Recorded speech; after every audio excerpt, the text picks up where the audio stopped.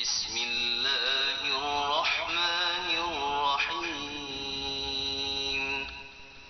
ولولا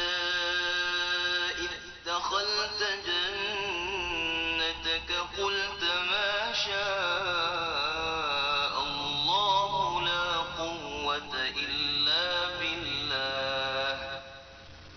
إن ترني أنا أقل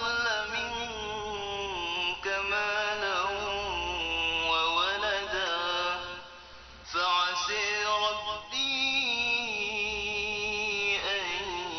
يؤتيني خيرا من جنتك ويرسل عليها حسبانا من السماء فتصبح صعيدا زلقا أو يصبح ماؤها غورا فلن تستطيع له طلبا وأحيط بثمره فأصبح يقلب كفيه على ما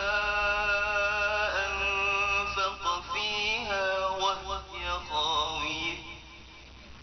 وهي خاوية على عروشها ويقول يا ليتني لم أشرك بربي أحدا ولم يكن له فئة ينصرونه من دون الله وما كان منتصرا هنالك الولاية لله الحق هو خير